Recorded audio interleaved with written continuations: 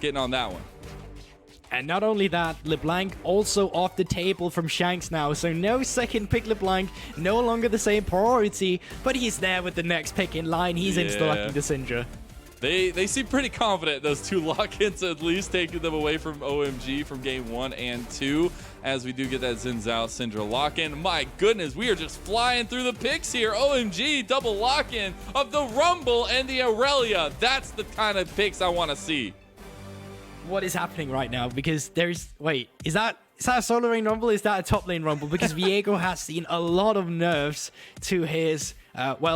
laning phase in general, and also the same Rumble has seen a lot of nerfs to the jungle as well, but this just looks like to me, OMG is saying, you know what, we're 2-0, our backs are against the wall, we need comfort, we need something that we are feeling confident in. So as soon as they see that Syndra, Creme is like, alright, I'm gonna take the skill matchup on the Irelia, and then they'll play it from there.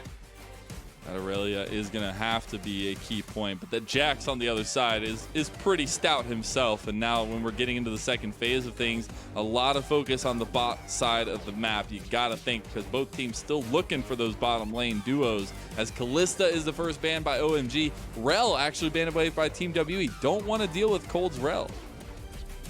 They don't, and I think arguably so, he had a really good performance on it as well, despite them losing out, despite them being down a lot of gold. Now, a thing we could mention as well is the fact that theoretically, this Syndra could be going down towards the bottom side of the map. And you could come in with a cheeky counter pick for Shanks in the mid lane if you wanted to. It's something we saw Rogue do with Hansama and the Syndra early in the ADC as well before playoffs. But I'm not counting on it. I just wanna put the idea out there to say that it could happen. But knowing LPL and knowing that our AD carries do like to stay on ADs, and we just barely saw 6 on a few champions, well, on a few players rather, I think they're gonna stay with the AD carries, and I think OMG thinks the same by banning out the Kalista and taking away the Braum. Yeah, the Braum, a little bit of focus here in this series so far. I did really like what Team WE were able to accomplish on that Ashe Braum duo bot lane. This is another pick that has come into the meta here recently that's been banned away a decent amount of times, or at least focused in this series, and the Trundle comes in for Team WE. So they immediately just go for that support that has always been banned out against missing in the second ban phase here. And that means as well, if you want to go for that Leona, which we know have such a high priority, or one of the other tankier supports, well, you're going to be having to dealing with this Trundle and his Subjugate. And not only that, this Trundle just genuinely in the early game has a lot of dueling power. He steals away your AD carry's attack damage, and because of that, you don't trade as efficiently as you would normally against other champions. This is what I want from OMG, though. You gotta still stick with some of that comfort, and Abel on the Ezreal is pretty much the definition of comfort here as well. I want to see at least some of the play come out, because I think Ezreal has been huge in the meta itself, and I think that extra poke, that extra damage from long range as the setup comes along with the rest of the composition for OMG is a perfect fit for the style they're bringing. The Leona as well for Cold has shown to be pretty good in the setups, and that shot calling, the flanking that we want to see from Cold. On the other side, it's the Ashe that comes through yet again. Team WE feeling confident with the setup. Yeah, and there you go. This could potentially have been one of those Vayne games as well, just saying, with the Ezreal coming through and with the Vayne being up and available, but it seemed like they really liked the pick potential they got off the Ashe. You get some good poke as well, and against the Ezreal, you do have the advantage to try and push in the wave as well. So Trundle works well into Leona, Ashe fine into Ezreal, and then the mid lane for me, that is going to be one of my highlight places to look, because Shanks has done amazing so far in this series. Now he's on a new champion in the Syndra, and Creme on the Irelia, rookie of the split against Shanks here. This is going to be a pivotal match. It's potentially OMG's last in this playoff. I like this, right? I like this adaptation. I like the change up here for them, because they've just got to find something that sticks, and I'm hoping that Creme is able to show that rookie of the split performance here on this Irelia, at least to get OMG started. But we are on to the Rift. This is game number 3. Backs up against the wall. OMG gotta start it now. Team WE want to slam it home and continue on into the playoffs. And once again from the side of WE, it seems like they want to get some early intel through. Last time around in game 2, they also went in and got a ward on towards the red buff to have this early intel on Aki. And I think that's going to be pivotal as well, because if you're able to track Aki in the early game, you're able to find out what lane he wants to play through. And right now, you know he wants to go up towards the top side, but a lane invade is coming through from the side of WE. They have a lot of good early skirmishing champions. They do. On the other side, you have a decent amount of lockdown. Abel is actually going to get caught here. He gets the Ignite burned on him. One more auto attack. The flash. Beishang, no! It's all tragedy yet again. And Team WE are smacking first. And once again, D-started pillar, missing started pillar here. And he just completely split up the fight because of this. They couldn't find one priority target to go on, and you had 4 people from the side of W, and Shanks just flashing the white flag now for OMG, while Beishang once again gets to take over the early game in the jungle. That's a mental advantage right there. You just throw up that white flag. Everybody knows what it means. It's like, you give up now, what's going to happen?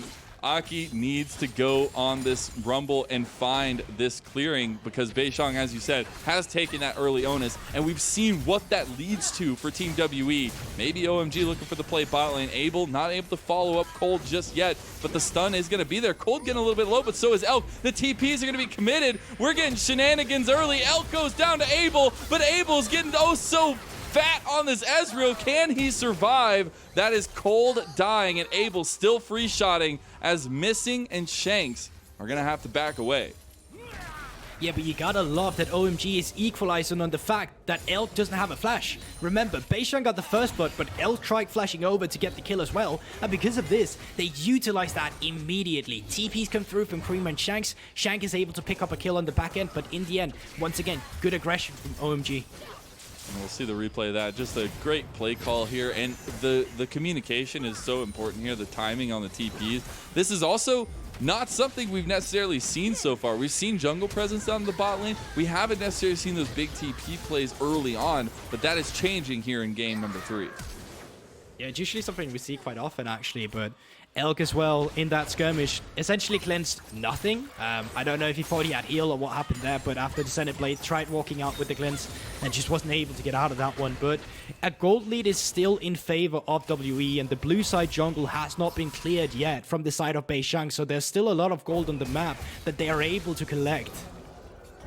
You'll see that Aki is trying to get that invade going off for himself. Scuttle Crab's traded down. Breathe getting a little bit low here, has to flash. That could be revisited quickly here by Aki on the top side of the map. Yeah, that is one of the dangerous things as well, because right now Brief have to realize that there's only one spot that Aki he can be in, and that's towards the top side of the map, because you cleared out his bottom side, he just cleared out his own top side, and he's trying to clear away Beishang's top side as well.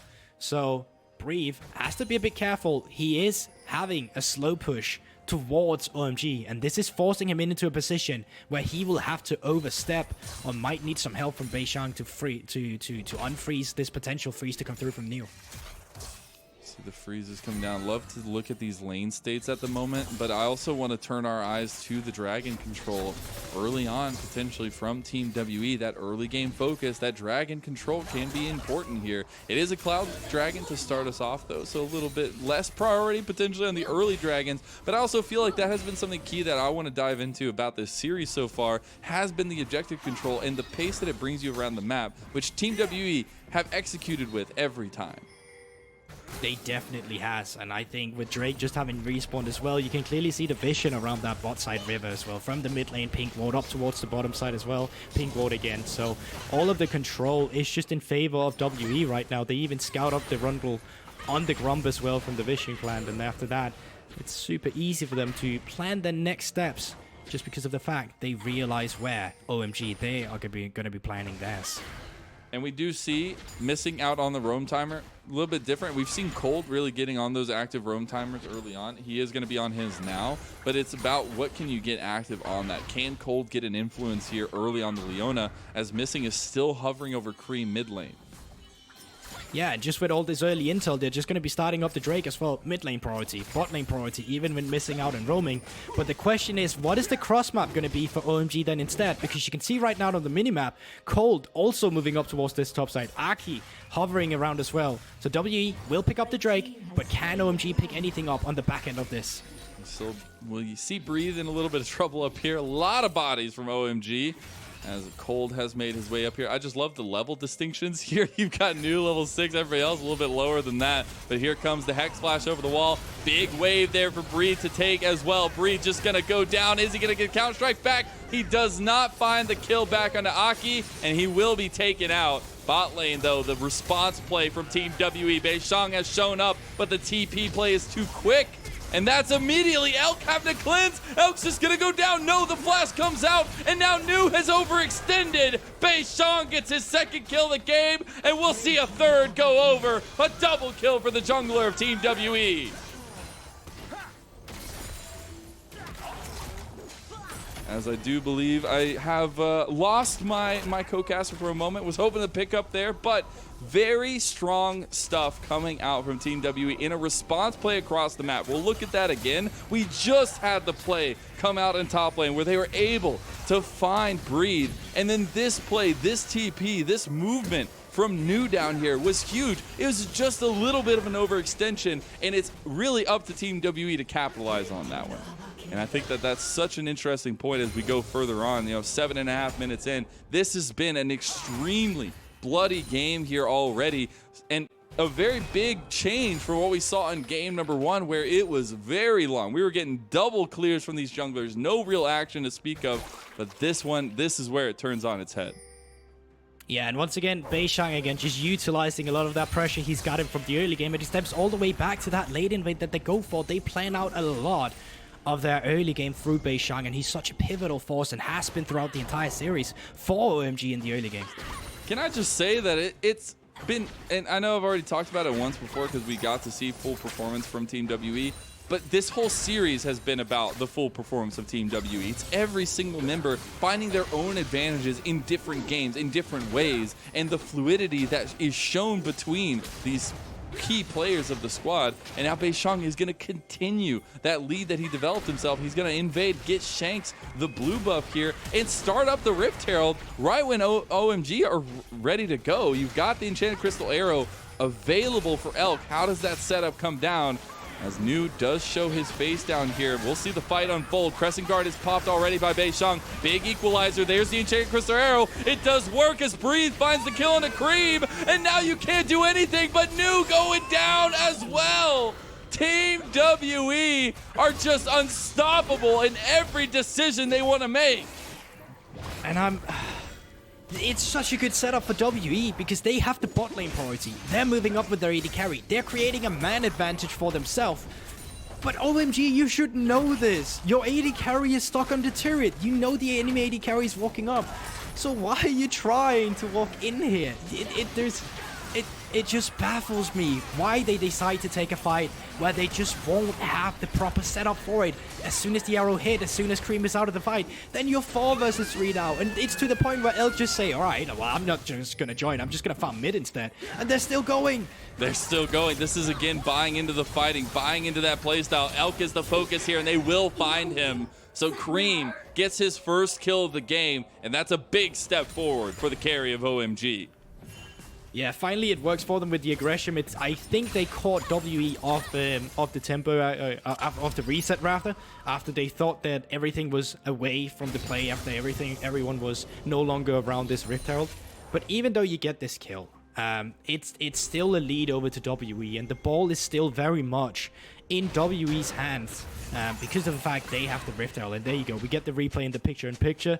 It is just Elk trying to recall, and Cole comes in and stop him for the pickup there.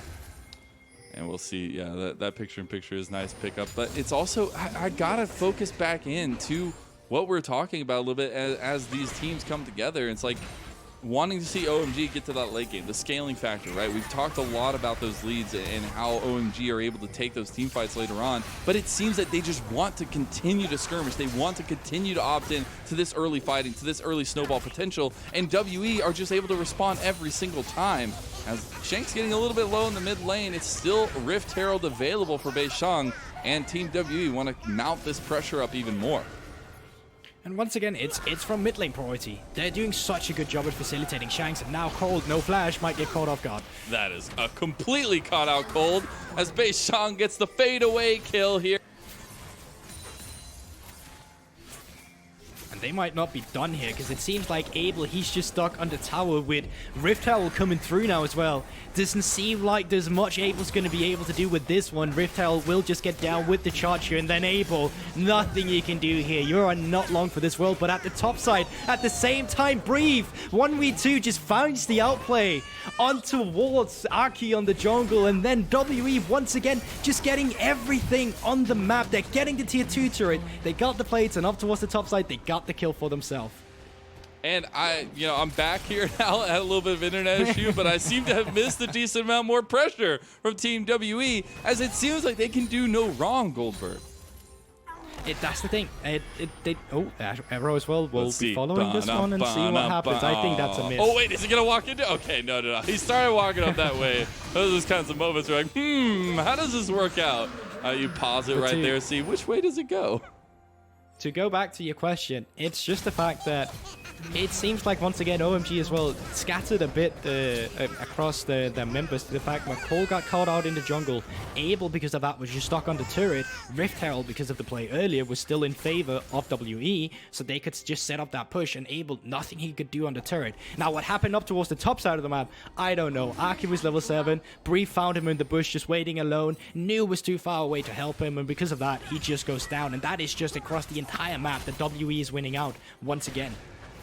It's a lot to be said about Team WE, and a lot to be hopeful for, at least wanting, rather, for OMG, where this is not the kind of performance you would want to have for OMG, being the first time you made it to playoffs in so long, and going up against Team WE, where we felt the matchups were very even, very similar in the way that both these teams don't have a lot of dimensions to them. They have a very similar playstyle, or at least very strategic playstyle that they like to go through, although being a little bit different in that aspect. But OMG wanting to get something, wanting to help Creme as this rookie of the split to really show off here, it just hasn't happened. And that's the thing, it just feels like that every attack that OMG has tried to commit on the map, every setup, W has just been a step ahead, or been there with an extra man. And it's this shutdown that just keeps enabling the play, and it just keeps on happening again.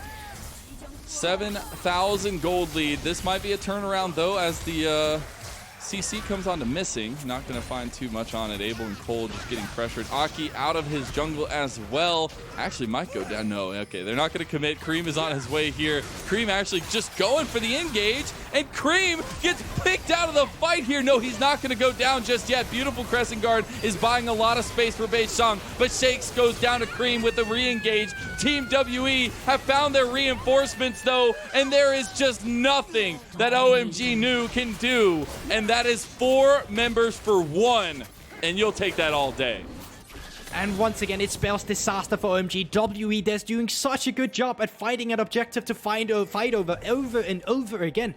This time around, it was just a blue buff. They just knew they can keep getting these advantages through the jungle, but OMG, they're so stubborn. They don't want to lose their resources, and because of this, they keep walking forward despite not having anyone with the first move. Shanks is just always there to facilitate Beishang, and as soon as the fight breaks out, as soon as this had happened, yes, Creme does pick up a nice kill afterwards, but it's 1 kill out of the 4 that WE is picking up for themselves once again. Every time there's a fight, WE is just a better team that's equalizing on it.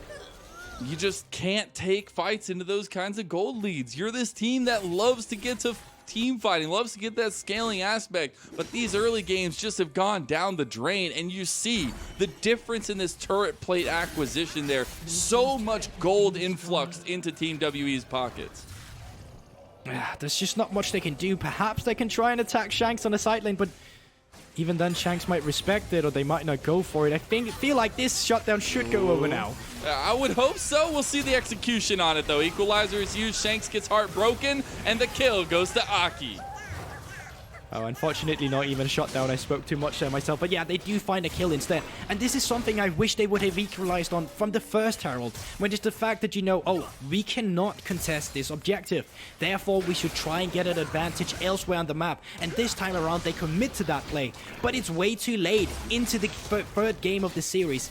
Into the 15 minutes of this game, where you're almost close to 10k behind. You're 8k behind right now. That's absolutely insane.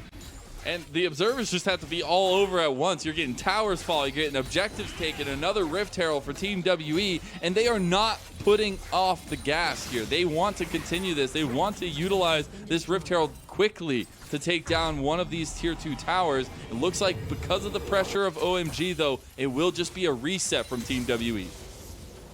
It will, and now they have Herald in hand. They have 40 seconds until the third Drake spawns. Right now, it doesn't seem like OMG can fight anything, and if they try, I mean, they're just getting shot down every time.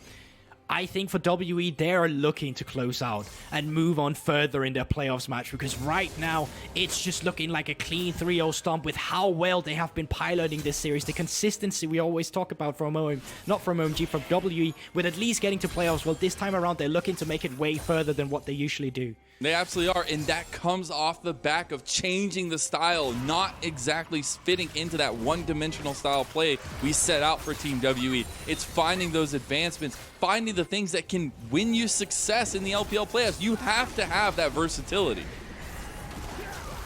Exactly, and now second Rift Herald just has been spawned down, doesn't even take damage from the first charge, so he will get down to the second one, whereas all the OMG members, they are trying to crash map on the top side, but there's no one to kill. You only get the turret for yourself, but you lose the first turret, and you lose a very early inhibitor. New on the side here, just trying to stop the inhib from going down, or at least the inhib tower on bot side from going down. They will be able to pull off from Team WE. And they did get the inhib, so it's a nice little pressure point for Team WE, but you've got to expect the next big focus is the Dragon, as you see Beishang go into the pit to start that one up. Under normal circumstances, I say this inhibitor was taken way too early because of the fact that, yes, you're getting super minions now, but you're not getting anything out of the pressure. You're not going to be able to pick up Soul. You're not going to be able to pick up Baron, since Baron is not on the map. So this is just going to be extra gold over to the side of OMG. Now, the problem for me right now is that OMG is just so much behind that if one guy gets taken off or two guys dies in a fight again, there's not much stopping WE from either just pushing down the mid lane or pushing in the rest of your side lanes to actually utilize this pressure, because they are so far ahead. And one point that I really want to talk about here is Creme on the Irelia. I do feel like this is a pick that's set up for success with this draft, but it's been that early decision making that hasn't gone their way, and Creme feeling a little bit aggressive, just maybe a little bit desperate to find something for his team, right? When your back's up against the wall 2-0 here, you don't want to go out in that 3-0 sweep. And so being able to judge that difference there and not utilize that aggression too much, but still have it in the tank when it's necessary, is going to be key moving forward for OMG in this game. Definitely is, but moving forward in this game, it felt like they've been moving backwards throughout the entire time. They're stuck in a tar pit, it's fine. Seems like they're stuck in quicksand, just slowly but surely getting down, and they need someone to help them up. They need something, a stick, something to drag them out of that hole that they're slowly but surely have found themselves in. I'm just struggling to see anything around them that can help them. I think it's down to WE making a crucial mistake. They made mistakes in game 1. But outside of that, we really haven't seen too many mistakes from WE. We haven't seen them be scattered. We haven't really seen them be alone and getting caught off guard. And the calmness and the collectiveness of Team WE, the split laning pressure that they've gotten in 3 games in a row, that forces OMG to just be all over the place, be pulled across the map. You're seeing it right now. Breathe in the side lane yet again against New. You've got major focus from Team WE in top, and the tower is getting lower and lower. Do they want to commit for a fight here? This might be one of those moments that OMG can capitalize on the mistake, but OMG need to figure out bot lane, because you still got to deal with Breathe on this Jax, who's got 5 kills, and he's looking mighty, mighty strong. And not only that, look at the mid lane. You have super minions on your Nexus towers right now. This is what I talked about. Normally, an early inhibitor is bad for you because the enemy gets extra gold. But this time around, WE is just so far ahead that they can still utilize that pressure coming in. And you just don't have the wave clear from the side of OMG. Cold goes for the engage just to get them off the tower. The emotes coming out. Team WE are feeling themselves right now, Guldborg. They definitely are, and I think they know what's coming as well, because this may look pretty stale right now because of the fact they keep sieging the same turret. It's not going to go on like this for very long, because now Baron has spawned on the map. In 2 minutes as well, the Soul will be there as well. So even if this game is not over in 2 minutes, it's only looking to get worse for OMG now that WE has started up the Baron. It will be started. They also have their bodyguards set in place here. Shanks and missing on the duty again. We'll see the Dragon or the Baron getting a little bit lower, about 8,000 health. They found missing though. He needs to be careful. Looks like Team WE might want to opt into the fight instead. The Baron is not low enough to really burn down. Although OMG are still losing their base, and Team WE are just going for the fight. The Crescent Guard is huge from Beishang, and that's just another team fight wipe. Team WE have not lost a single member in that fight, and the TPs are signaling the end. This is the first time that OMG have made it to the playoffs since 2017, and they will be shut out in their first bout here in round number 1 by a surging Team WE. They found the recipe to success, and it comes through the entire team putting those performances on their back. You've got the Breed show, you've got the Shanks show, you've got Beishang coming up clutch at 8-0-9 on the Zinzao. It is a dominant performance from Team WE as they move on in the LPL Summer 2021 playoffs. And look at the fashion they do it in as well. Not even a sweat broken. They TP'd in only to back away from the Nexus turrets and try to kill the rest of the members of OMG on the top side of the map. That's how much extra time they felt like they had to just chill, to get some few kills, get that extra KDA. WE, in a very convincing fashion, just clearly 3-0s them in one of the most dominant playoffs games we've had just yet. Yeah, I was hoping for the 5-game dream. We do not get that today, but we get Team WE with the dream, with the strength, with these adaptations that we see from them. And that is a huge piece to move forward, right? They've got to go up against BLG next. They've got to take this momentum and bring that into the next series. And when we're looking at one last look at OMG, this strength of the team that we've seen in the later parts of the game, Creme, or the later parts of the regular season, Creme with the rookie of the split, there is so much brightness on this squad that I just can't hope but just get excited for next split. That's the thing as well, right? We're looking at a very demoralizing defeat now for OMG, but we're also hoping to see this potential rise at the same time with what you just said. Rookie of the split. First time in years OMG has made playoffs. Yes, of course, they probably hope to go further themselves, but the fact is right now their level is just not where it needs to be, but it can be so. In a couple of years, maybe you have the building blocks to build that OMG legacy that you want in the future as well. But for WE, with their own legacy right now, they're looking great from all the members. We talked Breathe at the start of the day. Now you have to talk about Beishang. Now you have to acknowledge Shanks because he had an amazing series. Yeah, it was just an OMG that got shut out by Team WE in all respects, right? It was objective control. It was map pressure. It was Team WE forcing OMG into the playstyle that they want to play, right? Forcing them into the fights, baiting them into the fights, and every now and then, you know, just taking complete team fights in their own right.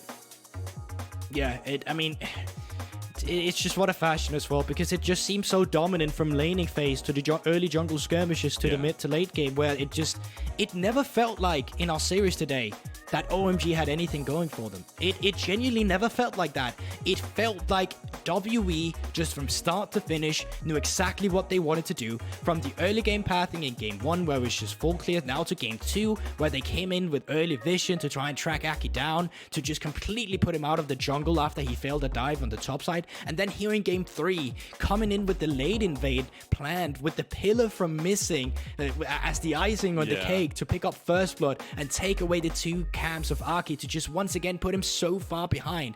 OMG just had nothing to do in this entire series because WE was so good. And we've been putting the spotlight on Breathe, Beishang, Shanks, even missing to some extent.